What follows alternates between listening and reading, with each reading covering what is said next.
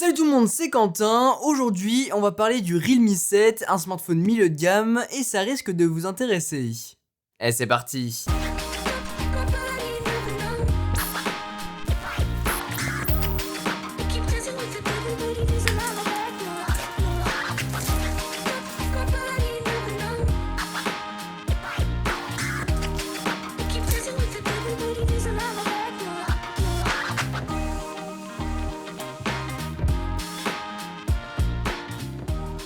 Très content de vous retrouver pour parler du Realme 7 qui vient tout juste de sortir. On continue cette collaboration avec un smartphone milieu de gamme qui m'a bluffé. Ça fait quelques jours maintenant que j'utilise et il y a 2-3 trucs dont je voulais vous parler. D'abord, son design, il est vraiment sympa, surtout dans ce coloris blanc brume. C'est du plastique par contre, un peu épais, mais assez léger. Sur la face avant, on va retrouver très peu de bords, avec une caméra poinçon pour avoir un design ultra réussi. Sur le côté, on va avoir un capteur d'empreinte digitale au niveau du bouton home et franchement j'adore cette configuration, en plus c'est super rapide. Sinon on va avoir un port USB-C sur le dessous, le port jack qui se fait rare de nos jours mais qui est là. Et je vous en parlais sur Twitter, le Realme 7 est le premier smartphone à passer le test de fiabilité TÜV Rheinland. C'est des tests de toutes sortes permettant de vérifier la fiabilité des composants, il les a passés et ça c'est cool, et même dans des environnements extrêmes. Autre chose que j'ai bien aimé, c'est qu'il est compatible 90 Hz. Dans cette gamme de prix entre 200 et 300 euros,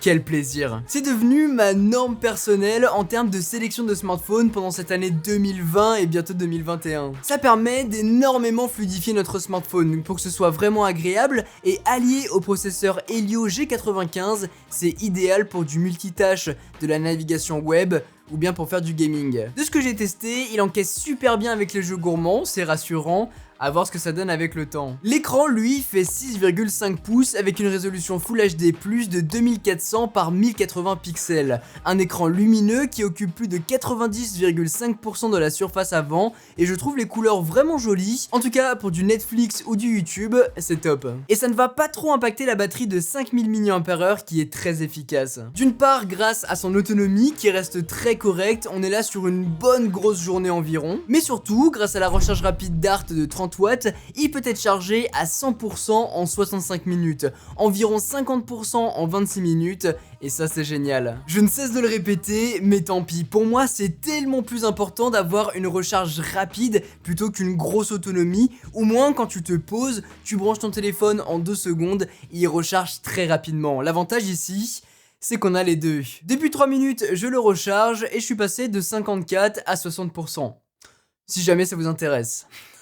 Côté caméra, on va retrouver 4 modules photo. Le premier, c'est un grand angle de 48 mégapixels, on va avoir ensuite un ultra grand angle de 8 mégapixels, et les deux autres sont un objectif macro et un objectif pour les modes portrait en noir et blanc. Un composé vraiment original, mais en tout cas, il vous permet de diversifier vos shoots et vous amuser. Que ce soit pour faire des selfies, des photos classiques en 48 mégapixels ou bien en ultra grand angle, la qualité reste très correcte pour son prix. Forcément, il aura quelques défauts, il ne faut pas trop lui en demander non plus, mais je suis content de ce que ça donne. Après, pour le macro et le portrait noir et blanc, je vous avoue que c'est pas le genre de fonctionnalité que j'utilise au quotidien. En revanche, comme je vous disais, si jamais vous voulez avoir des shoots assez originaux, bah vous pouvez utiliser ça, et en plus, ce n'est pas logiciel, c'est physique, donc la qualité ne sera que meilleure. A voir si c'est des choses que vous aimeriez utiliser, n'hésitez pas à me dire tout ça en commentaire. Finalement, sur ce Realme 7, on va retrouver quelques trucs chouettes, comme par exemple le fait qu'il ait 8Go de RAM et 128Go de stockage interne,